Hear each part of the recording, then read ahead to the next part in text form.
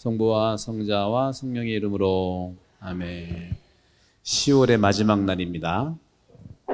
로사리오 성월이기 때문에 로사리오 은총이 가득하신 마리아님 성모성 함께 시작합시다. 은총이 가득하신 마리아님 기뻐하소서.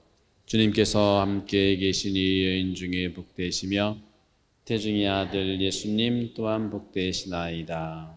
천주의 성모 마리아님 이제와 저희 죽을 때 저희 죄인을 위하여 빌어주소서. 아멘. 주님, 10월은 전교의 달이고 로사리오 성월인데 오늘이 마지막 날입니다.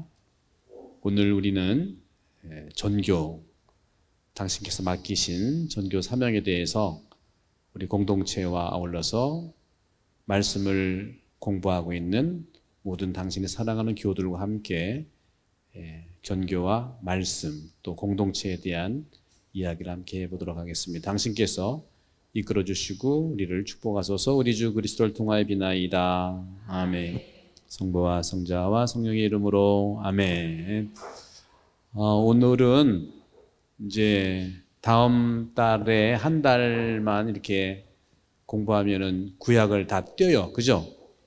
벌써 그렇게 됐습니다.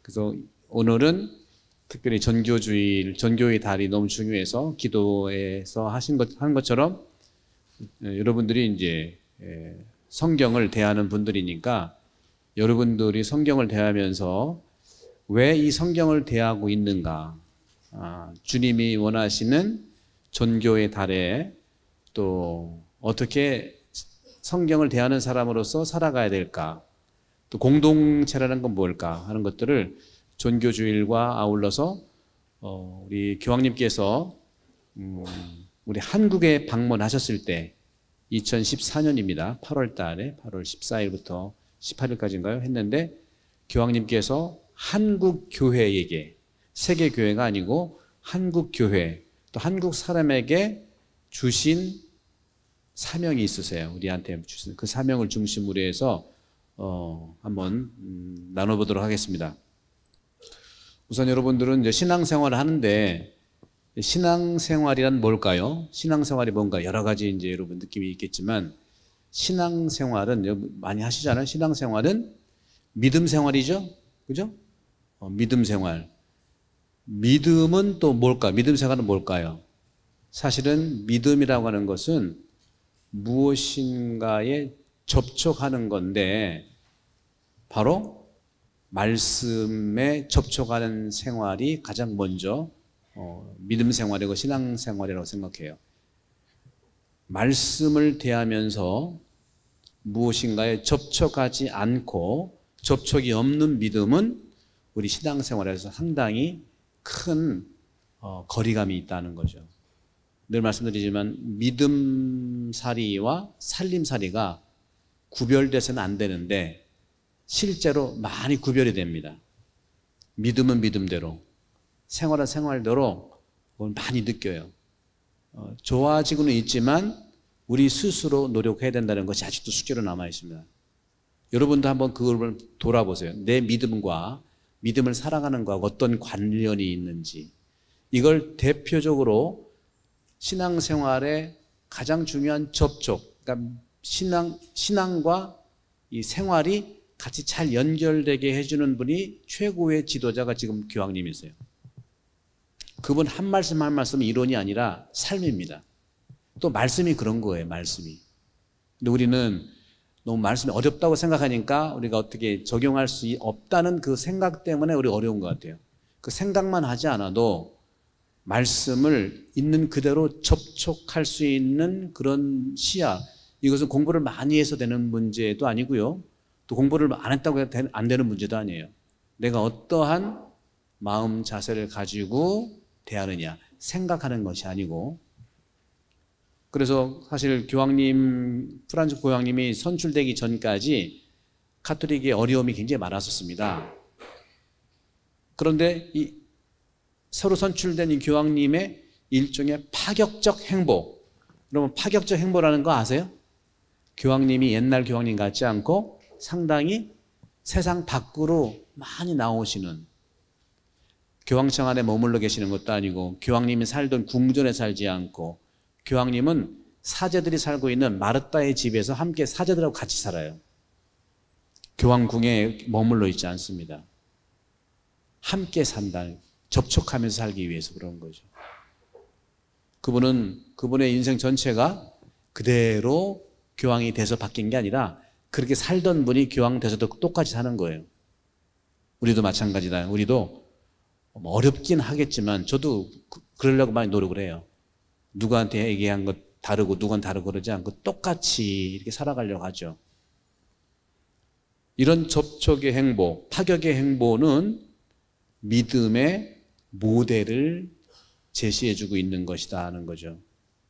우리 믿는 이들에게 새로운 바람을 일으킨 분이 교황님인데 사실은 교황님 혼자 교회 바꿀 수 없습니다. 그래서 지금 굉장히 어려움 중에 있는 건 사실이에요.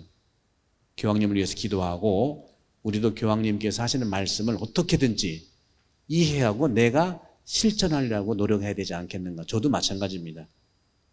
제가 하는 얘기는 제 개인 얘기가 아니고 교황님의 말씀은 또 예수님하고 관련되기 때문에 신약성경 예수님과 관련돼서 말씀을 드리는 거예요. 많은 사람들이 놀라게 했고 많은 사람이 놀랐고 또 가톨릭을 넘어서 또 그리스도교를 넘어서 오히려 많은 사람들에게 충격을 주지만 어떤 면에서 정작 교회의 깊은 내부 안에서는 별 움직임이 없어요. 한국도 저는 그렇다고 생각해요. 별 움직임이 없어요. 교황청 내부도 별 움직임이 없어요. 저도 이 본당에 와서 오히려 그런 밖에 있는 분들한테 많이 환대받고 새로 예비자들이 많이 환대를 받는데 별 움직임이 없는 건 아니더라고. 움직임이 많이 생겼어요. 여러분 나비 효과라는 말 들어보셨죠?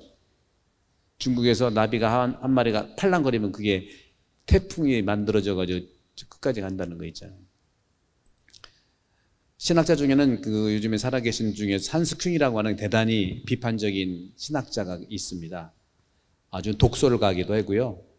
아주 모든 카톨릭의 안티 비판을 얼마나 했는지 몰라. 그 한스 큉이라는 학자가 교황님의 이 새 행보를 보면서 깜짝 놀라면서 이런 표현을 했어요. 지금 벌어지고 있는 일들, 이런 일들이 있을 것이라고 상상이나 할 수 있었을까? 우리 카톨릭 교회 안에서. 하지만 우리는 지금 그것을 현실로 목격하고 있다.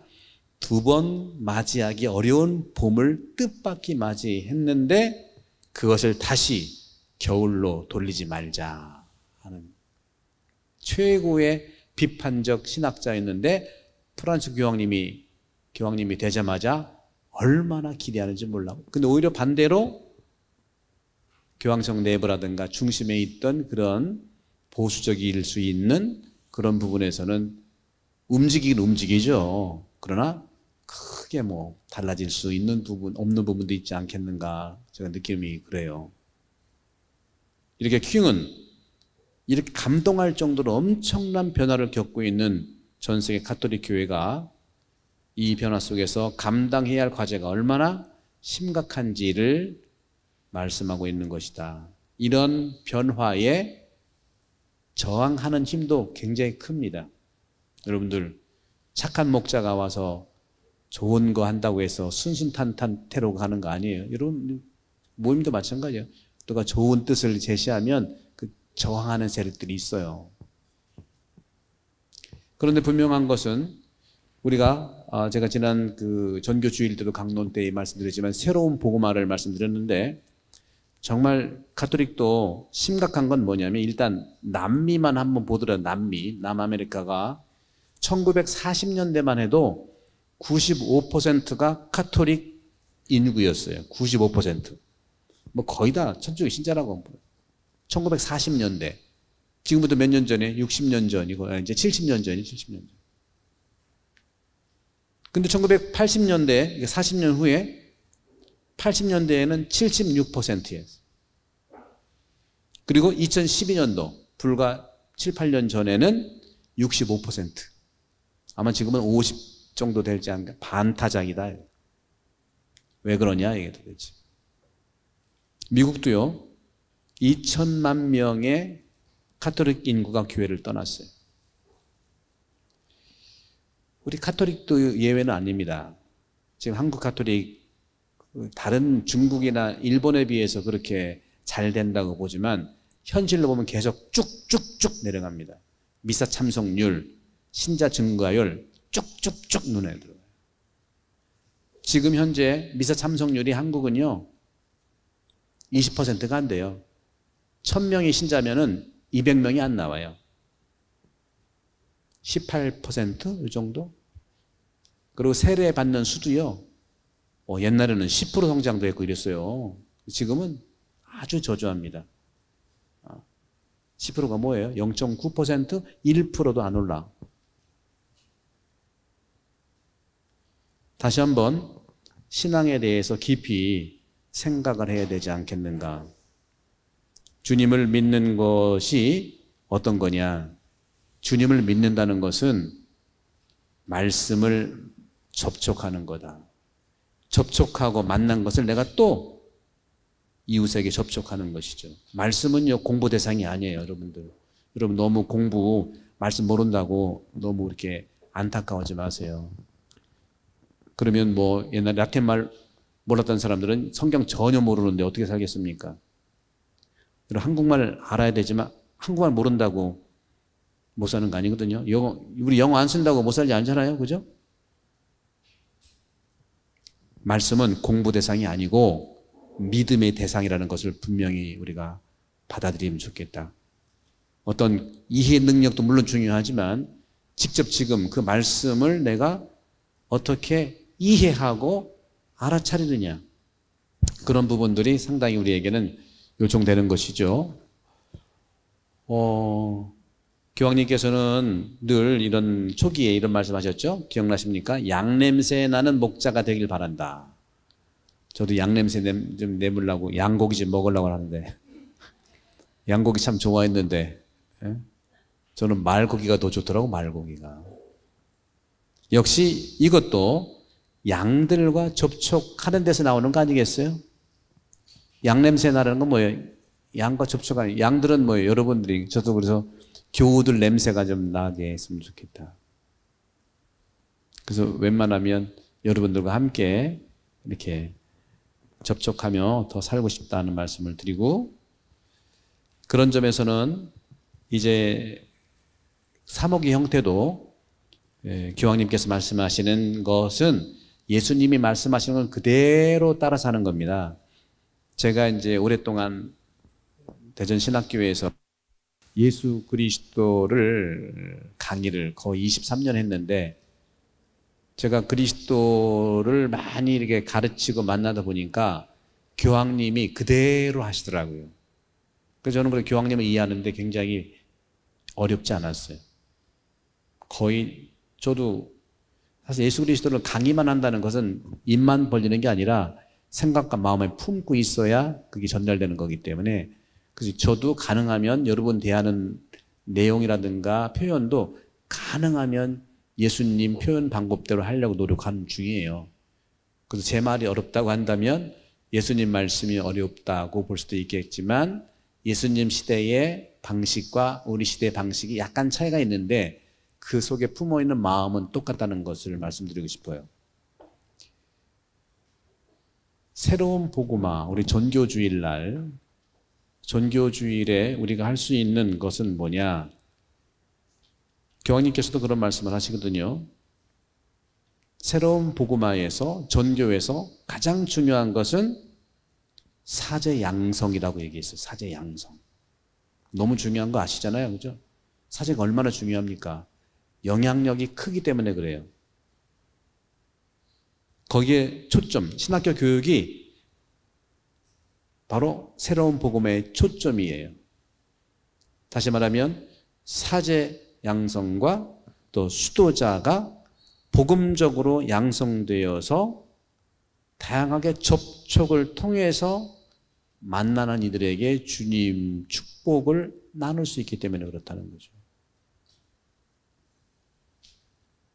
이 세상에서 그러니까 살아가면서 사자 양성이 가장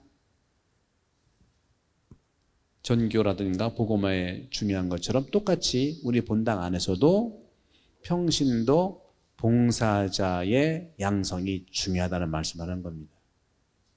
사자는 1명, 2명 정도잖아요.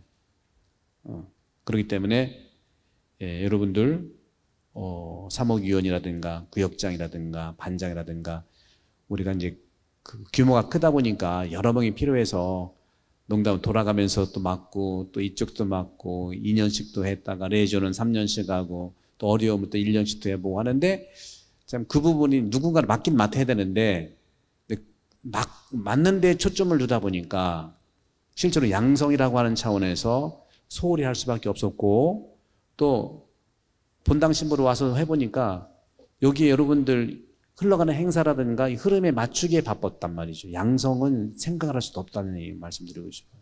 강론 겨우 이렇게 할 수 있었고 달날은 그 예를 들어서 레지오 같은 데는 강복하고 훈화주기도 바빴어요. 그건 양성은 아니거든요. 그건 일상 음식이지. 여러분 학교에 가서 공부해야지 집에서 이렇게 평소에 하는 것만 같아서는 아이가 성장할 수 없지 않습니까? 그건 똑같은 거죠. 레지오 교육, 그래도 레지오가 교육이 그래도 체계적으로 있는 편이에요, 사실은. 근데 그것도 누가 양성자가 있어야 되는 거잖아요. 근데 저는 어떻게 말씀드리고 싶으면 여러분 양성 받고 교육받는 걸 어렵게 생각하지 말라는 거예요. 어렵게 생각하는 그 자체가 나를 어렵게 한다는 거예요. 다시 말하면 이 세상에서는요 가장 위대한 성인도 자기 자신을 구원할 수 없지만 아무리 망가진 자라도 다른 자를 구원할 수 있는 게 교회의 신비예요. 그걸 생각해야 돼요. 내가 믿음이 없다, 내가 부족하다, 그 겸손이 아닐 수 있어요. 성인도 나를 구원할 수 없지만 내가 죄인인 나도 누군가 구원할 수 있는 거예요. 이런 신비들을 우리가 믿고 하느님이 나를 통해서 개혁하는 믿음이 있어야 되는 거예요. 너무 머리 생각, 마음 생각, 내 봉사 안 한 거 너무 인간적인 생각으로 하느님 뜻을 우리가 일종의 좀 빗나가게 하는 것은 아닐까 하는 그런 마음을 많이 갖게 되는 것도 있어요. 이해는 분명히 합니다. 그러나 하느님께서 주시는 그 은혜, 우리가 축복받고 은혜 받기를 많이 원하잖아요. 그게 축복의 표현이에요. 이 신비 안에서 자기 자신 안에만 머물러 있는 것이 아니라 사람들과 접촉하면서 성경을 우리가 공부하고 성경 안에 예수님을 만났으면 그 만난 느낌과 만난 그 행복을 접촉해야 된다는 거죠. 이게 무슨 은행에다가 그 이렇게 보물을 쌓는 것처럼 쌓아서는 말씀은 성장할 수가 없어요. 그 말씀이 뭐라고, 그죠? 현물도 아닌데 현물은 이자라도 생기지. 그런 점에서 복음 예수님을 만나는 게 소중하다는 말씀을 드리고 싶어요. 따라서 여러분들이 이제 저도 여러분들과 함께 1년 동안은 가능하면 지켜본 거예요. 맞춰진 거 이렇게 하면서 이렇게 좀 나름대로 좀 했지만 1년은 거의 지켜본 거고요. 내년부터는 정말 우리 본당의 제자 양성과 여러분들의 하나님께 주신 선물들을 충분히 여러분 스스로 이끌어낼 수 있도록 제가 도와드리도록 하겠습니다. 여러분이 봉사자로서 필요한 소양을 위한 공부도 중요하지만 예수님과 접촉하는 게 더 중요합니다. 여러분 예수님과 접촉하세요. 어떻게 해요? 여러분이 찾으셔야 되죠. 여러분 자녀 다 키우셨잖아요. 어떻게 키우셨어요? 첫 애는 조금 힘들었지만 둘째는 좀 괜찮았잖아요. 똑같은 겁니다. 접촉을 나눌 수 있는 그런 우리 신앙인이 될 수 있도록 저도 돕도록 하겠습니다. 따라서 교육이라는 양성과 양성을 통해서 접촉은 인격적으로 하는 건데 그건 여러분들이 해나갈 수 있다는 말씀 좀 드립니다. 자, 그러면 교황님께서 구체적으로 우리 한국교회에 한국 사람에게만 나눠드린 특별 메시지가 있어요. 그게 2014년도에 오셔서 많은 말씀하셨는데 특별히 한국 분들한테 말씀하신 게 있는데 저는 그것을 여러분 성경을 특별히 여러분 대하고 있는 여러분들과 나누고 싶은 겁니다. 전교회 달의 마무리 마지막 날에도 역시 성경을 여러분 왜 여러분들이 이렇게 오셔서 매주 이렇게 오셔서 말씀을 듣느냐 그런 것에 있는 듣는 이유가 무엇일까를 한번 살펴보시면 됩니다. 첫 번째로 여러분들이 이렇게 성경을 대하는 것은 복음의 풍요를 증거하기 위해서다. 복음은 너무너무 풍요로워요. 그걸 증거하기 위해서 이렇게 말씀을 만나는 거 아니겠어요? 특별히 내년도에는 이제 신약 성경을 더 나갈 테니까 더 확실해지죠? 분명한 것은 우리 신자들의 믿음직한 증언이 필요한데, 우리 증언이 필요하잖아요. 접촉은 증언이니까. 증언이 필요한데, 바로 교회가 가지고 있는 이 복음을 여러분들이 증언하는 건데, 첫 번째, 성경은 구원의 진리라는 것을 믿는 거잖아요. 그냥 이건 내가 정보 알아야겠다. 무슨 뜻일까? 이거 어떤 뜻일까? 그 필요해요. 그리고 여러분들 뭐 다 알면 좋겠지만 다 몰라요. 여러분 스스로도 다 아세요? 어떤 때는 나도 모르겠어. 내 마음 나도 몰라. 그렇잖아요. 그러니까 뭐 다 알려고 하는 건 아니겠지만 모르는 거 당연한 겁니다. 몰라서 우리가 신앙생활을 못하지는 않거든요. 그래도 많이 아시니까. 성경은 구원의 진리라는 것. 그리고 이 성경은 사람의 마음을 정화하고 변화시키는 겁니다. 내가 성경을 통해서 조금씩이라도 변화되는 것을 하느님은 원하십니다. 나는 성경을 대하기 전과 지금과 어떠한 변화를 내가 느끼는가. 남 볼 거 없어요, 여러분들. 우리는 너무 보이는 거에 너무 휘둘리는 경향이 있어요. 그리고 중요한 문제가 생기면 자꾸 남의 얘기를 많이 들으려고 그래. 남의 얘기는요, 그냥 남의 얘기예요. 그리고 케이스가 다 달라. 그냥 참고만 하시고 결정적인 것은 여러분 기도하면서 신앙의 문제는 저 찾아오시고 아픔의 문제는 병원 가시고 법의 문제는 변호사 가시고 다 있잖아요. 그죠? 똑같은 거예요. 신앙생활도 역시 마찬가지다. 물론 걱정이 되니까 친구한테 저도 옛날에 친구들이 뭐 서로 이제 꼬마 때 뭐 남자친구 여자친구 하면 꼭 연애 박사들한테 물어보긴 해. 근데 다 실패하더라고. 왜? 친구가 안 알려주거든. 나도 실패했는데 너도 실패해봐라. 그래서 수진한 거죠. 또 한 가지 이 성경의 능력을 믿으십시오. 성경의 능력, 복음의 능력을 믿으십시오. 그 복음의 능력으로 일치될 수 있는 능력을 믿으십시오. 이게 될까라는 생각 때문에 안 될 수 있어요. 또 정의와 평화, 이것도 성경의 가치다. 이런 거 안에서 우리 인류 가족들, 나를 포함한 여러분, 여기 있는 성경을 대하고 있는 여러분들이 서로 복음적 풍요를 이루어야 돼, 풍요. 그거 바로 증거라는 거예요, 증거. 성경을 대하는 사람은 항상 빵긋빵긋 웃어야 돼. 너무 웃으면 병원 가야 되니까. 살짝 성경 공부한 다음에 얼굴이 좀 밝아졌다? 잘하는 거예요. 근데 성경 공부하는데 더 얼굴이 어두워졌다? 공부 더 하셔야겠어. 특별히 교황님은 이런 말씀하셨어요. 교황님은 성경을 대하는 사람들이 가난한 이들과의 도움이 필요한 이들에게 다가가는, 접촉하는 일에 있어서 적극적이면 좋겠다. 말씀과 적극적인 사랑의 실천과 관련이 됐다는 거죠. 한국의 우리 첫 그리스도인들, 우리 스스로 신앙을 받아들였던 첫 그리스도인들을 보여줬던 모범, 그게 신앙의 풍요로움인데 바로 그들은 다시 신분이나 또는 문화를 가리지 않고 모두가 형제 자매라고 그랬잖아요. 다 형제 자매라고. 이게 연대죠. 그런 점에서는 한국을 방문하신 교황님의 메시지 중에 중요한 메시지 중에 하나가 바로 온 세상이 다 알고 있는 게 뭐냐면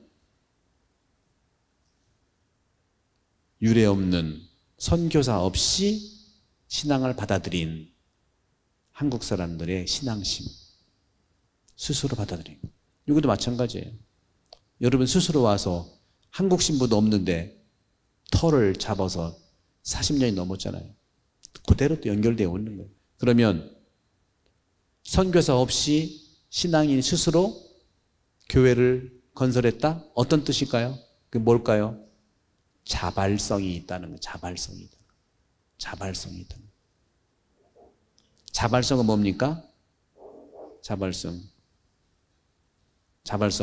적극적으로 참여를 한다는 걸. 그런데 뭐 이런 자발성은 굉장히 좋은 건데요. 이 자발적인 것 좀 지나치면은 예를 들어서 그런 말 저도 가끔 들어요. 아, 신부님 5년 있다 갈 사람인데 이건 우리가 해야 되는 거야. 굉장히 아름다운 말 같지만 굉장히 분열되는 말입니다. 초기 천주교의 신자들이 자발적으로 한 다음에 자기끼리 한 게 아니에요. 즉시 시정했던 게 성직자 영입운동을 했습니다. 왜? 디렉션, 교회다운 교회를 도움받기 위해서는 성직자의 영입이 중요하기 때문에 그렇다. 자발성은 누구든지 있어야 되지만 어떤 뜻이요? 하나님의 뜻을 제대로 알 수 있는 사제를 영입하는 것이 첫순이었다는 거죠. 저도 5년 있다 가지만 그 다음 신부가 오는 것은 그거 바로 전승이에요. 전승이라는 것은 어쨌거나 사제 양성을 받았기 때문에 기본적인 교회의 정신이 이렇게 남아서 도와드리는 것이기 때문에 그렇다는 거죠. 그런 점에서 사제가 하루를 살아도 함께하는 사목, 이것이 주님이 원하시는 것이다. 그래서 이제는 그런 자발성과 아울러서 우리가 저도 올해 쭉 지켜보니까 내가 시간 될 때마다 말씀드렸잖아요. 우리 본당은 너무 큰 본당이고 조그만 본당이 아니기 때문에 큰 본당에 맞는 그런 구조와 그 시스템이 필요하다는 말씀 드렸어요. 그죠? 큰 차를 운전하는데 조그만 그 발동기 하고 달릴 수 없잖아요. 그런 것처럼. 그래서 중요한 것은 큰 본당인데 한국 교회도 그런 부분들이 많아요. 그러니까 본당 중심 사목이 이루어졌던 거죠. 근데 거기에만 머무러서는 안 되고 이제는 본당 중심 사목에서 플러스 삶의 자리 중심 사목이 가야 된다. 삶의 자리 중심 사목. 그러니까 본당 중심하면 시드니 전체에서 모든 지역에서 여기 오잖아요. 그죠? 그러니까 쉽게 올 수 있는 분이지만 40분, 50분 올 수도 있어요. 이제는 이것도 하지만 또 플러스 할 건 뭐냐면 삶의 자리 중심 사목, 본당 중심 사목과 삶의 자리 중심 사목이 병행돼야 된다는 거예요. 그러려면은 그렇게 양성이 되고 그러한 그 시스템을 가지고 우리가 익숙하게 돼야 된다. 근데 처음에는 여러분들이 여기에 익숙해 있기 때문에 뭐 어려울 수도 있어요. 반대도 있어요. 반대할 일이 아니고 예수님이 그런 사목을 하죠. 예수님이 본당이 어디 있었어? 예수님 본당 없었어요. 예수님 본당 신부 할 수가 없어요. 왜? 회당에는 매주 갔지만 회당에서 사목한 거 아니거든요.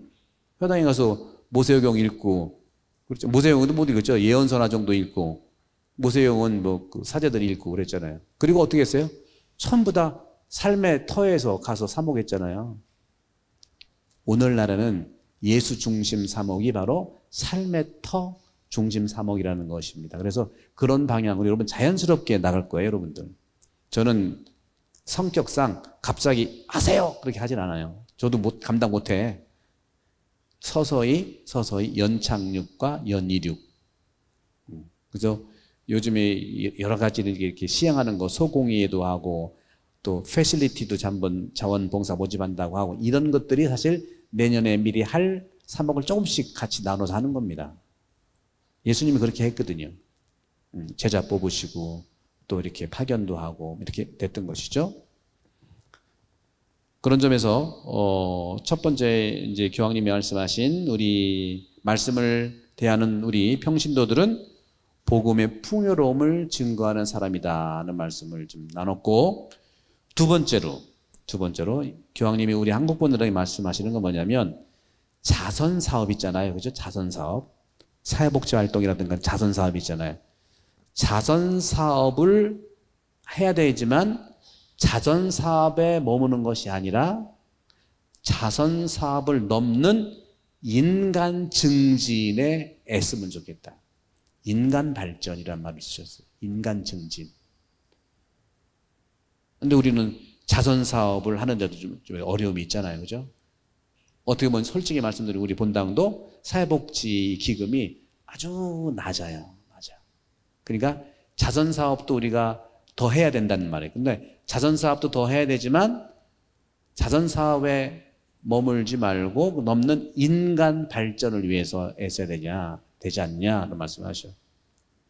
교황님이 하신 말씀을 한번 해볼게요. 그건 어떤 거냐? 우리 본당 중심 사목만 하지 말고 사회 사목을 좀 해라 그런 뜻이에요. 사회 사목을 하라. 그래서 제가 그 패실리티 모집하는데 지구 돌보기 도우미, 또 뭐예요?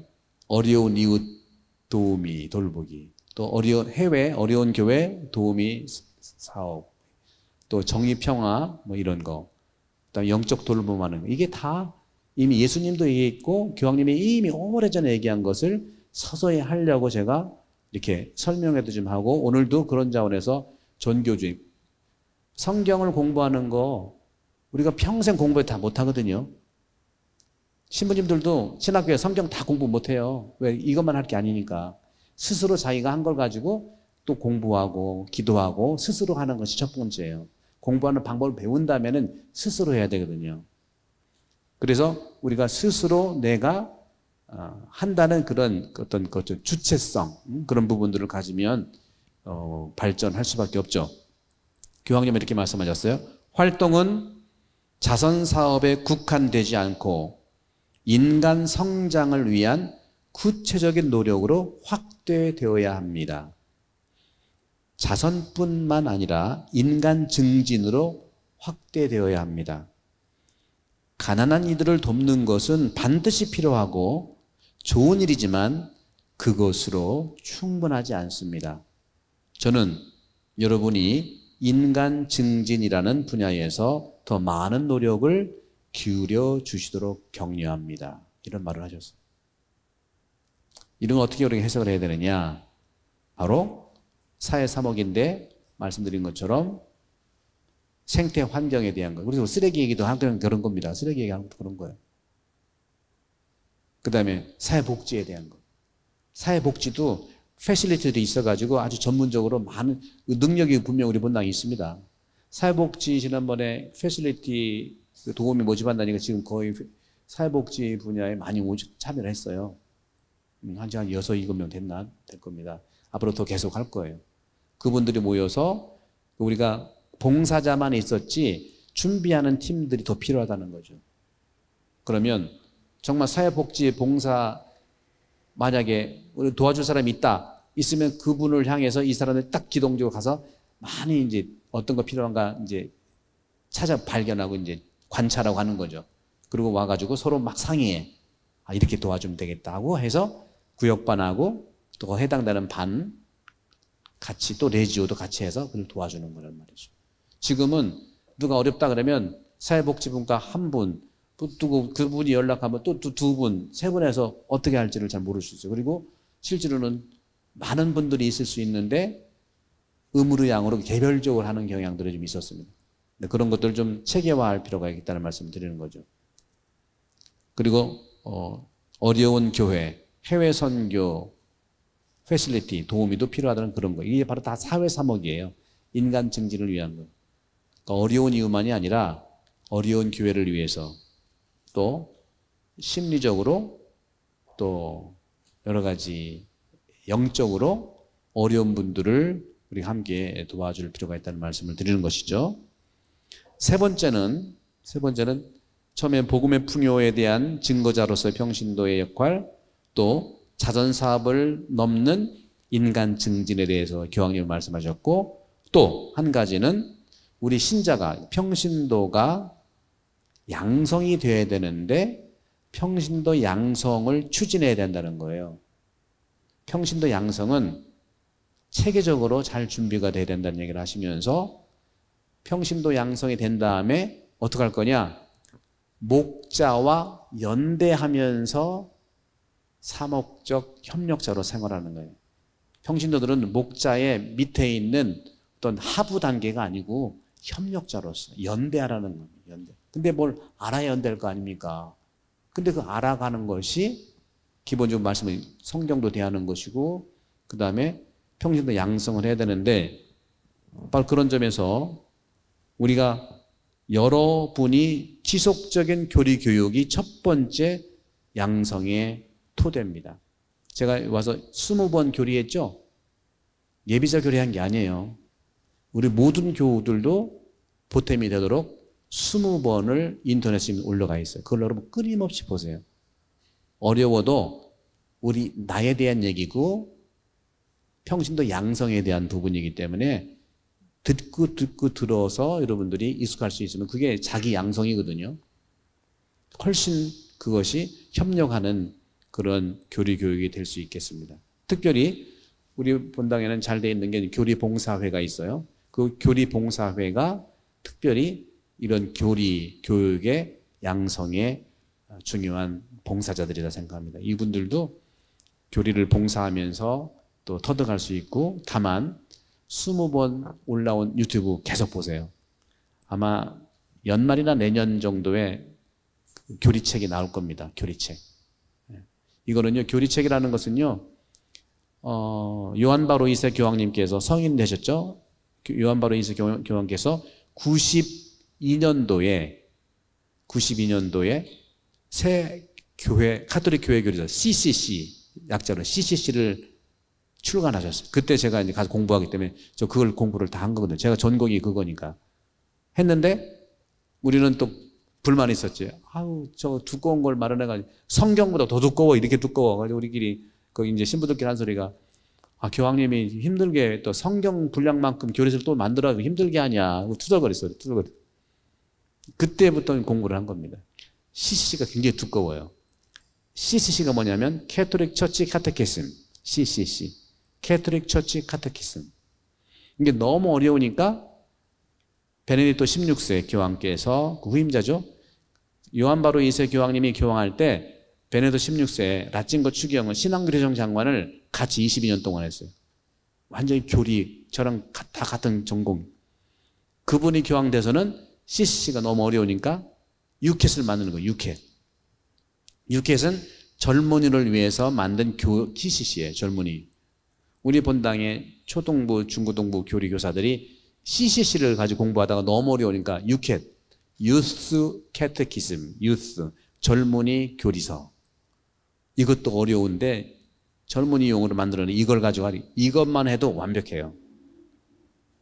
근데 유켓이 좀 더 너무 이제 개념적이니까 또 만든 게 뭐냐면 두켓, 하라는 거잖아요. 두켓은 뭐냐면 실천 카테키즘, 두켓이라는 걸 또 교리서를 내준 거예요. 제가 총망라해서 이렇게 두꺼운 거, 저도 뭐 5년 공부한 건데 이거를 20번에 요약해서 강의한 겁니다, 여러분들. 그것만 들으시면 더 볼 것도 없어요. 그거를 한 땀 한 땀 들으시기 바라요. 거기에 모든 게 다 있습니다. 그것이 여러분 스스로가 구역장이 되든 레지오 단장이 되든 뭐 꼬미시움 단장이 되든 그것이 돼야만 서로 연대할 수 있어요. 네, 딱 적시적소에 이제 사인을 보내주셨어요. 맞다고. 그거를 여러분들이 기본적으로 교황님의 평신도 양성은 바로 추진해야 되는데 지속적인 교리 교육, 그것이 첫 번째. 모든 봉사자들도 마찬가지예요. 단체 봉사자들, 전례 봉사자들, 모든 봉사자 있잖아요. 사목위원들, 총망라해서 평신도 봉사자들은 교리 교육이 첫 번째니까 그거를 여러분들이 내가 그래서 대놓고서 지난 6개월 동안 애써가지고 해놓은 겁니다. 해놓고 연말이나 내년 초에도 책이 나오니까 그 책 들고 같이 보시면 여러분 스스로가 양성이 됩니다. 교리 교육이 첫 번째의 평신도 양성의 주체의 내용이고, 두 번째는 영성 지도를 교육을 받아야 돼요. 영적 지도. 영적 지도는 뭐냐? 기도 모임을 하는 거예요. 기도 모임. 기도의 ABC를 좀 배워야 된다는 거죠. 이 두 개가 되면은 돼요. 그래서 시작하는 것이 딴 뜻이 아니에요. 수요, 그러니까 기도 학교를 하는 겁니다. 배우는 건데, 또 그렇다고 이것을 안 하는 건 아니에요. 여러분들이 또 레지오도 기도니까 하고요. 성령 기도도 하고요. 그 다음에 여러 가지 또 우리 기도하는 게 있잖아요. 울트리아도 기도하는 거. 근데 모든 단체는 특징들이 있는 것이지 보편적인 영적 지도의 방식하고 거리가 좀 있어요. 그래서 교리가 가장 첫 번째고, 두 번째는 영적 동반을 받을 수 있는 그러한 건데, 그런 걸 위해서는 앞으로도 계속 제가 기도 모임에서 말씀을 드리도록 할 겁니다. 이걸 통해서 알찬 평신도 양성을 계속적으로 추진할 것을 교황님이 한국교회에 부탁을 한 겁니다.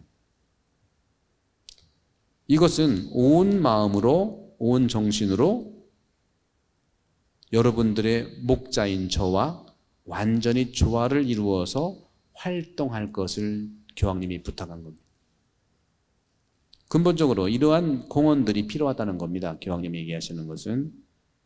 그래서 한국교회의 미래는요, 아시아 전역에서 그렇듯이 친교, 참여, 은사, 이 세 개를 함께 나누는 영성의 기초를 둔 교회가 될 때 발전이 가능하다는 걸 얘기해요. 세 가지, 친교, 참여, 은사. 이것을 토대로 해서 함께 이 영성의 기초를 둔 교회의 발전. 그럼 친교는 뭘까요? 친교는 소통이에요. 소통. 그리고 어쨌거나 친밀한 거, 친밀한 거. 친밀하고 소통하는 게 친교예요. 친교는 친목이 전제되지만 친목만 친교는 아닙니다. 친교가 교회의 모습이에요. 그 친교에 대한 내용도 교회 교리서에 다 제가 강의 중에 있으니까 한번 참석해 여기 친교 나왔으면 한번 두 번째 강, 세 번째 강 가서 보시면 됩니다. 친교 어떤 건가.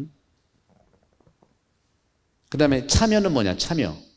참여는 자발적인 거. 자발적인 거. 우리 초기 평신도가 같은 건 자발적인 거. 스스로 자발성이. 그 다음에 은사는 뭐냐? 은사. 은사는 각자가 다 다르게 받은 능력이에요. 똑같지 않습니다. 어떤 사람은 지성적 능력이 있고, 어떤 사람은 또 마음의 풍요로움이 있고, 어떤 사람은 또 기억을 잘하는 사람이 있고, 다 다른 은사죠. 이 다양한 은사들이 자발적으로 모여서 소통하면서 친밀한 친교를 이룰 때 교회 간의 발전이 아주 좌우된다고 교황님은 말씀하셨어요. 그래서 이것이 바로 뭐냐 하면은 본당 중심 사목은 어떤 면에서는 사제 수도자가 6명 있으니까 여기서 이렇게 막 왔다 갔다 해서 다 할 수가 있어요. 왔다 갔다. 그래도 역부족이죠. 근데 이런 평신도 양성을 추진하는 이유는 뭐냐면 바로 목자와 연대하기 위해서요. 기본적으로 목자와 연대하는 거예요. 아까 여러분들 뭐 그런 얘기를 들었으면 좀 교정을 부탁드려요. 틀렸다고 하지 마시고, 신부님 5년 있다 갈 거고 주인은 우리야. 이런 말들이 굉장히 이게 잘못된 말인 거 스스로도 모르고 하는 말입니다. 그렇죠. 이거는 정말로 우리가 조심해야 되고, 또 사실은 그 말 들었을 때에 일부는 동조가 되기도 하죠. 왜? 우리 교회의 이러한 전통들을 우리가 더 알아야 되기 때문에 그런 거죠. 그래서 그런 부분에서 여러분들이 우리가 이제 잘 볼 필요가 있다 말씀. 그래서 본당 중심 사목에서 삶의 자리 중심 사목으로 가는 게 바로 예수님의 사목이라 말씀드리고 싶습니다. 따라서 본당 중심 사목과 삶의 주의, 삶의 자리, 삶의 터, 삶의 자리 중심 사목이라고 하는 것은 뭐냐? 사목자, 수도자, 우리 평신도 봉사자 따로따로 가는 게 아니라 함께 하는 사목을 얘기합니다. 함께 하는 사목. 여기에 여러분 이해를 돕기 위해서 제가 이제 한 1년 동안 같이 지켜보니까 여러 단체들이 있는데 우리 본당은 여러 회의가 있는데 가장 중요한 사제, 수도자, 평신도 지도자가 함께하는 사목의 중요한 회의가 4개 있어요. 4개. 동등하게 생각을 해야 됩니다. 3개가 일단 중요한데 첫 번째 사목회. 사목회. 그죠? 사목회는 누가 뽑았어요? 사목회 누가 뽑았죠? 사목위원들을? 시무님 뽑았죠. 내가 뽑은 거예요. 그죠? 전임 신부가 뽑은 건 내가 뽑은 건 똑같은 거니까. 제가 뽑은 거예요. 예수님 뽑은 것처럼. 그 다음에 또 중요한 회의가 뭐냐면 구역장 회의. 구역장 회의도 사목회랑 똑같이 중요한 거예요. 그럼 구역장들은 누가 뽑아요? 누가 뽑았죠? 하느님이 뽑았어요. 농담으로 그것도 제가 뽑은 거예요. 지금 여력이 안 돼가지고 제가 온 지 얼마 안 되니까 막 누가 돈지 모르니까 이제 스스로 하게끔 해서 돌아가면서 하고 누워가면서 하고 일어서서 하고 막 이렇게 했지만 제 이름으로 임명장 나가잖아요. 제가 뽑은 거예요. 또 하나 중요한 회의가 뭘까요? 사목회, 구역장회만큼 중요한 회의가 또 하나 있어요. 근데 여러분들이 별로 인식을 못했던 것 같아요. 뭐가 있어요? 중요한 우리 본당에 여러 단체가 있지만 큰 덩어리로 보면 3개가 중요합니다. 3덩어리가 중요해요. 사목회 덩어리가 중요하죠? 사목회는 왜 중요해요? 본당 중심 사목에서 중요한 거예요. 그죠? 그 다음에 구역장 회의는 왜 중요해요? 삶의 자리 사목이기 때문에 중요한 거예요. 이 2개가 이미 구조가 돼 있는 거예요. 삶의 자리 사목, 삶의 자리 중심 사목의 협력자들은 구역장들이고 본당 중심의 협력자들은 누구예요? 사목위원들이고 그 다음에 너무 중요한데 또 한 그룹이 있거든요. 어떤 거냐? 레지오 마리에. 레지오 마리에는 너무너무 중요하거든요. 레지오 마리에 중요한데 레지오 마리에 4개나 우리가 꾸리아가 3개, 꾸미심 하나에 4개나 돼요. 그러면 이 4분이 4명의 간부들이 모이는 것이 무슨 모임이에요? 우리 독특하게 16간부 모임이라고 하더라고. 16간부 모임. 그래서 이제 지난번에 같이 얘기해가지고 16간부 그러면 어감이 조금 사목회, 구역장회와 같이 동등한 똑같이 중요한 거니까 같이 얘기를 했어요. 레지오 마리의 평의회. 그래서 마리에 좀 빼들어야 돼요. 레지오 평의회. 그걸 설명해 주면 돼요. 16명의 봉사자, 임원들이 한 달에 한 번씩 모임을 갖는다. 똑같이 사목회도 한 달에 한 번 하고요. 레지오 마리의 평의회도 한 달에 한 번 하고요. 그 다음에 구역장회도 한 번에 한 번 한다는 거죠. 3개가 똑같이 중요해요. 그래서 이 3군데에는 사제, 수도자, 여러분들의 본당의 봉사자들 같이 함께하는 사목을 하는 거예요. 근데 여러 가지 이유로 제가 너무 바쁘고 막 정신이 없어가지고 그동안 16간부라고 하는 레지오 평회를 제가 못 들어가요. 한 번 인사하러 갔나? 그 정도 했어요. 그래서 거기서 함께 해야 된다는 거죠. 그것이 한 달에 한 번 하는 거고, 이제 매번 우리가 토요일마다 회장단 회의라고 하지만 실제로는 중요한 건 말은 본당 꾸리아 회의라고 하는 거예요. 본당 회장님, 사실은 그래서 본당의 이 회의에 있잖아요. 구역장 회의의 대표도 부회장. 사실은 레지오 평의의 그 위원장도 부회장으로 줘야 되는 거예요. 제가 그건 앞으로 상의해서 할 겁니다. 그리고 또 사목회는 회장님이지만 또 이제 이렇게 있고 또 재정이 중요한 재정 부회장 이렇게. 그러니까 부회장급들이 다양하게 많아서 매번 토요일마다 아침 인사 끝난 다음에 회장단 회의라고 하죠. 그게 바로 꾸리아예요. 꾸리아. 교구청도 항상 꾸리아하고 교황청도 그렇게 꾸리아합니다. 매주 돌아가는 거 해야 되잖아요. 거기서 모든 결정, 긴급한 거 다 상의합니다. 왜? 한 달에 한 번밖에 안 하잖아요. 사목회도 그렇고 구역회도 그렇고 한 달에 한 번밖에 안 하기 때문에 이 회의에서 구역회든 사목회든 또는 16 여기 레지오평의회든 어떤 안건들이 중요한 것들이 저랑 상의할 게 있다면 이쪽으로 오시면 되는 거예요. 이렇게 잘 돌아가게 구조가 되어 있는 거예요. 이게 이제 본당 중심 사목과 삶의 자리 중심 사목의 균형을 이루는 거라는 말씀을 좀 드리고 싶어요.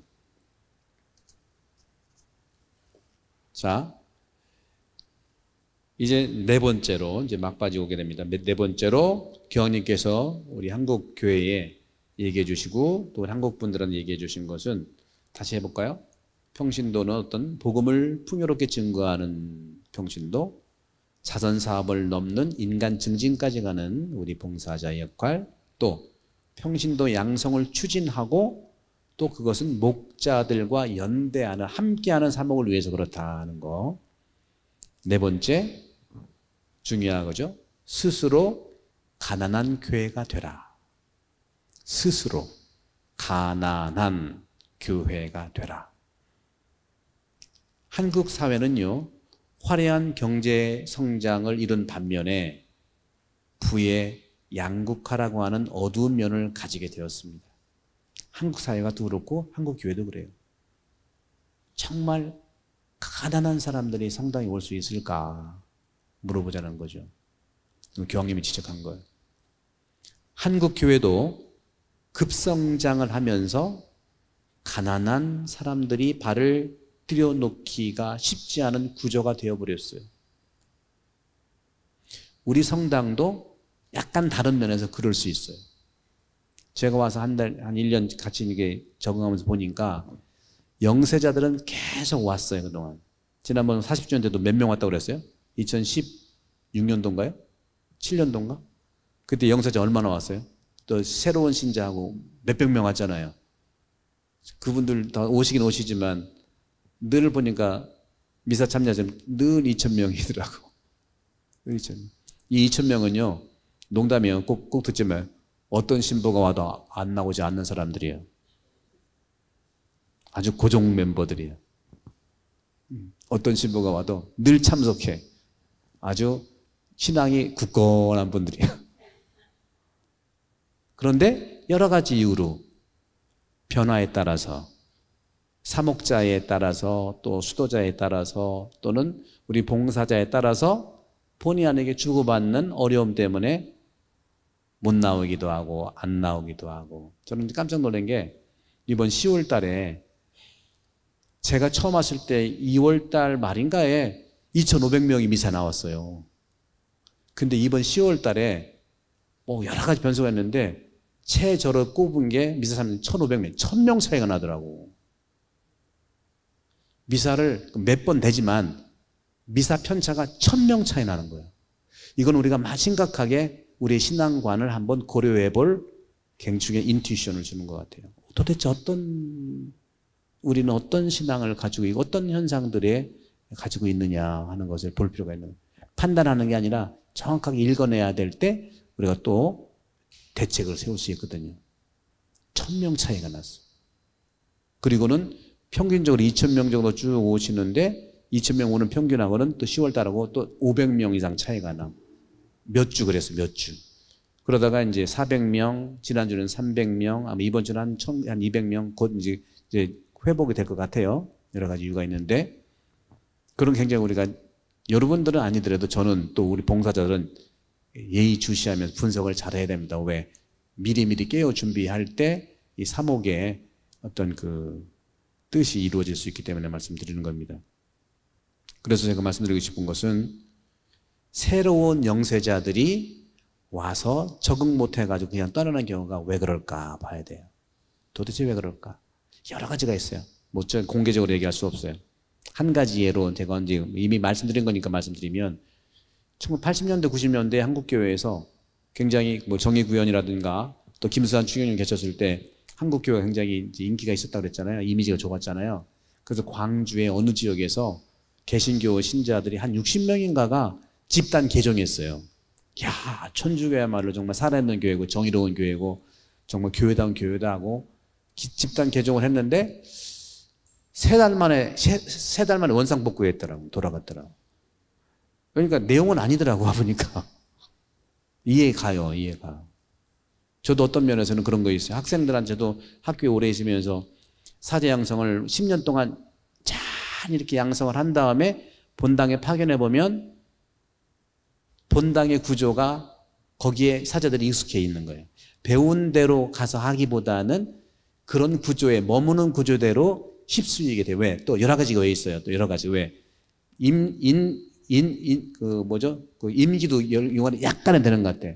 3년에 한 번 바뀐다든가 4년에 한 번 바뀐다든가 어떻게 해볼라만 하면 또 바꾸고 또 신부님도 어떻게 좀 그런 좀 조심을 해야 되는데 가자마자 바꾸기도 하고 막 이래가지고 안정이 안 되는 부분이 있는데 근데 뭐 이건 정확하게 더 따져봐야 되지만 그래도 한국 교회는 5년이라는 임기가 있기 때문에 장점이 더 많은 것 같아요. 이 연구도 많이 해봤거든요. 왜 많을까? 오래 있으면 여러 가지 문제가 있을 수 있어요. 여기도 그렇고 이태리 같은 경우도 보통 10년씩은 있고 어떤 평생 있어요. 약간 디펜스 뭐 좀 약간 다르긴 한데 한국은 정확해 5년에 한 번씩 딱딱 어떤 게 3년에 가기도 하고 5년 이상 있는 것이 없어요. 저만 학교에서 23년 있었다니까. 이건 특별한 이제 그 양성이니까 그렇게 하는데 그거는 굉장히 중요한 이런 이유가 있고 그래서 한국 교회가 체계적인 수도 있고 또 굉장히 또 정직할 수도 있고 그런 부분들이 있습니다. 그래서 그런 점에서 저는 여러분께 말씀드리고 싶은 것은 뭐냐면 새로 온 분들한테 여러분들이 적극적으로 해줘야 되지 않겠는가 하는 생각을 해봅니다. 여러분의 방식대로 새 교우들을 맞추려고 하지 말고 그들이 배운 대로를 물어보면서 안내해 줬으면 좋겠고 저는 여러분들한테 희망을 들을 수 있는 것이 뭐냐면 제가 여기 와가지고 2월 달부터 여러분 주보 보면은 살아 숨쉬는 공동체 있죠. 살아 숨쉬는 공동체를 정말 기도하면서 어떤 우리 여러분들이 복음을 나누면서 예수님을 접촉할 수 있도록 어떤 것일까 준비를 정말 이제 해서 보내드리고 저도 이제 이렇게 구역반에 나가서 같이 참여하잖아요. 근데 어려운 게 뭐냐면 복음 나누기보다 생활 나누기 하기 때문에 이 활용도가 적은 것 같아요. 그러니까 생활 나누기 뭡니까? 내 생활을 얘기하는 거거든요. 생활을. 그러다 보니까 우리가 비밀로 해야 될 것도 나갈 수도 있어요. 그러니까 이건 방식의 어려움이 있어 그렇지 그 사람이 막 나가려고 얘기하려고 하는 거 아니거든요. 그래서 한 번에 확 바꾸면 안 되기 때문에 그냥 이제 전 지켜보면서 여러분들이 이제 구약 성경을 11월까지 하면 굉장히 이제 다 일단락이 되니까 또 내년부터 신약을 하니까 여러분들이 스스로 도움을 좀 주셔가지고 구역반 모임 할 때 그 살아주신 공동체의 설문지 중심으로 이렇게 좀 안내 좀 해줬으면 좋겠다. 구역장 반장님 하기엔 너무 일이 많아요. 구역의 경영도 해야 되지, 출석 체크도 해야지. 한 사람에게 뭐 집중되는 그런 어려움은 우리를 힘들게 하거든요. 그러니까 힘들다 소리를 하는 이유가 그런 데 있다는 거죠. 그래서 내년에는 저도 이제 여러분과 같이 나누면서 하는데, 젊은이들한테 저도 대화를 많이 해볼 거예요. 젊은이들 우리 성서 모임 많이 하잖아요. 또 여러분도 이렇게 이번만 한 게 아니라 계속 지속적으로 성경에 대한 걸 해왔으니까 성경을 대한 여러분들이 따로 저는 어떻게 이제 말씀을 좀 나누고 싶냐면 12구역의 반들이 대여섯 개씩 있잖아요. 반 모임을 할 때 구역장님이나 아니 반장님은 진행을 하시되 특히 말씀 나누기 부분만큼은 표현은 제가 그렇게 하고 싶어요. 말씀지기 동반자를 제가 뽑아서 양성을 해드리겠습니다. 여러분들이 대상이 될 수도 있어요. 말씀지기 동반자. 무슨 우리가 부담 가게 봉사자 그러면 봉사를 말씀 지기는 먼저 하시 지기는 친구란 뜻이에요. 말씀 친구처럼 동반해 주는 거. 그래서 생활 나누기 형태에서 이제 말씀 나누기 형태로 서서히 변화가 된다면 말씀에 얹혀서 내 생활을 비춰보는 거예요. 지금은 여러 형태 중에서 익숙했던 것들이 뭐냐면 말씀을 중심으로 해서 내 생활을 얹히기보다는 내 생활을 중심으로 해서 말씀도 필요한 거를 이렇게 얹힌 그런 모습이 있기 때문에 말씀의 풍요로움이 더 우리에게는 다 와닿을 수 있으면 너무 좋겠다는 말씀 드리는 겁니다. 그래서 그런 부분을 여러분 도와드리려고 하는 거예요. 그리고 반장님들을 도와드리려고 하는 거죠. 초대교회하고 똑같아요. 초대교회 사도들이 사목을 해야 되는데 너무 바쁘잖아요. 말씀을 전파해야 되는데 어려운 사람 도와주기도 해야 되고 돈도 좀 나눠줘야 되고 건물도 줘야 되는데 열이 안 되니 그래서 부제를 뽑은 거예요. 부제를 뽑아가지고 부제가 온전히 봉사하고 사도들은 말씀만 나눌 수 있도록. 지금 구역장들이 그런 반장들이 그런 역할이에요. 지금 행정하고 또 일이 얼마나 많았어요.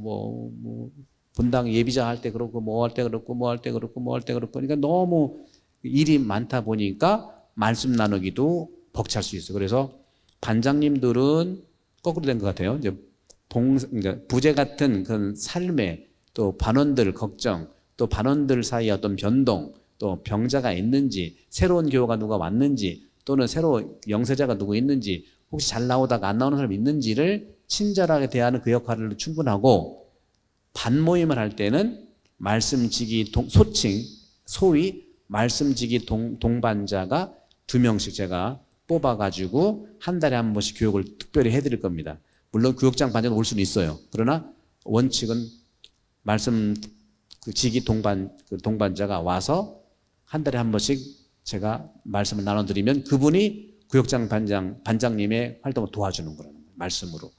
그렇게 될 때 이게 말씀 나누기가 되는 것이지, 지금 형태로서의 이 부분들은 어려움이 좀 더 많이 있을 수 있다는 말씀을 드리는 겁니다.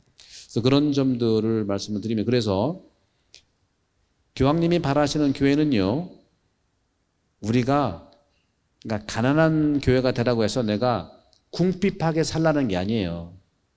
궁핍하게 살라는 것이 아니라 가난한 이들을 위한 가난한 교회가 되라는 겁니다. 우리는 가난한 이들에게서 많은 걸 배울 수 있어요. 제가 언제도 말씀드렸죠.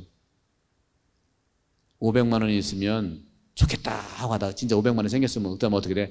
1000만 원 있으면 좋겠다. 1000만 원 생겼어. 그러면 목표가 생겼으면 어떻게 돼요? 1000만 원으로 인원 포함합니까? 충분합니까? 얼마 더 있고 싶어 해? 2000만 원 있고 싶겠다. 그런단 말이에요. 그래서 어떻게 해서 2000만 원이 생겼어. 만족해요? 행복해? 그 다음에 더블로 있으면 좋겠다. 어떤 사람은 4천만 원 있으면 좋겠다 그래. 어떤 사람은 뭐 배도 크지 1억 있으면 좋겠다. 그래서 로또를 사는가 봐. 역시 이건 뭘 얘기하냐. 물질은 행복을 보장해 주지 않는가 보다. 오히려 물질이 없을 때, 아무것도 없을 때 부담이 없어. 왜? 의도 먹으면 되니까. 그렇잖아요. 꽃동네 형성이 그거야. 꽃동네 제가 이제 우리 신학교에 꽃동네 신학생들이 잔뜩 왔는데, 얻어먹을 수 있는 것도 은총이라며. 그걸 영어로 써놨더니요. 제가 애틀란타 작년에 갔을 때 영어로 썼어요. 얻어먹을 수 있는 것도 하느님의 은총이며 써놨더니 미국 사람이 쫙 가다가 쓰더니 한참 쳐다보더라고. 그러더니 끄떡하면서 가더라고. 얻어먹을 수 있는 것도 은총이래. 있는데 얻어먹는다면 그건 그렇지만 없는 줄 알면은 다 서로 주고 나누고 그럴 것 같아요. 그래서 그런 점에서 교회 공동체 뿌리라고 할 수 있는 우리 구약 성경에서 히브리 사람이란 말 쓰잖아요. 히브리 사람이란 말 뜻이 본래 가난한 사람들이란 뜻이에요. 가난한 사람들. 하비루라는 뜻. 하비루에서 히브리가 나온 말이에요. 하비루. 본래 본디 가난한 사람들이란 뜻입니다. 신약 성경의 최후의 심판에서도 예수님께서 염소가 될 거냐 양이 될 거냐 하는 구원의 길에서 뭐예요? 가장 가난한 사람, 보잘것없는 가난한 사람 하나에게 해준 것이 바로 양이 되는 천국으로 가는 길이라고 했잖아요. 그래서 우리가 가난한 이들과 연대는 자선이 아니라 우리의 성소예요. 성소. 남는 거 주는 거 이거 자선은 아니라 풍요로움을 함께 나누는 성소라고 교황님이 얘기하셨습니다. 자기 자신의 삶에 빠져서 가난한 이들과 가까이 할 수 없다고 말하면 안 된다고 하십니다. 우리는 더 이상 시장의 눈먼 힘과 보이지 않는 손을 신뢰할 수 없다고 교황님이 얘기하죠. 가난한 이들의 온전한 진보를 분명히 지향하는 그런 것들을 요구합니다. 교황님은 자신의 생활 방식에 따라 관심을 더 쏟아야 하는 다른 일들이 많기 때문에 가난한 이들을 가까이 할 수 없다고 한다면 우리 신자는 그렇게 말하면 안 된다고 얘기를 하세요. 교황님 그러면 안 된다고 그래요. 복음의 기쁨 190항 192항에서 강조합니다. 다시 한번 여러분들 말씀 동반자 교육, 또 구역이라고 하는 것은 자치적 성격을 갖지만 그 말씀을 통해서 했을 때가 우리가 성장할 수 있다는 말씀을 드리면서 여러분들이 이제 그 구약 성경을 공부를 하니까 여러분들이야말로 사목자인 저와 수도자인 수연님과 같이 연대하는 협력자들이, 여러분들이 제 뜻을 이해해 주시고 다른 사람들이 약간 오해하면은 설명해 줄 필요가 있겠고, 설명해 줘서 받아들이는 건 그 사람 문제지만 설명은 끝까지 내가 다 설명할 수 없잖아요. 또 그런 분들은 막 자기 하고 싶으니까 하는 건데 누구도 얘기해 줄 수 없다면은 우리는 그 자체 너무 슬픈 일이지 않겠는가 하는 것이죠. 그런 점에서 여러분들은 수연님께서 이렇게 한 학기 동안 이렇게 오랜 시간 했으면 수연님의 그런 가르침, 또 저의 그런 사목적인 그런 방향, 여러분들의 말씀의 그런 협력이 서로 함께하는 사목이 돼야 되기 때문에 여러분들의 그런 협력이 대단히 중요한 이 본당의 본당 중심 사목이든지 삶의 자리 중심 사목이든지 또 세상을 향한 교회의 가난한 자의 모습으로서의 사목이든지를 잘 이렇게 조화를 이룰 수 있다는 말씀을 드리기 때문에 오늘 전교회 달 마지막 시간을 마무리하면서 말씀드렸고, 다음 달 한 4번 남았나요? 4-5번 남은 이 마지막 마무리 동안 여러분들 좋은 그런 시간 되시기를 바라면서 이 정도로 마치고 강복으로 끝내겠습니다. 성부와 성자와 성령의 이름으로 아멘.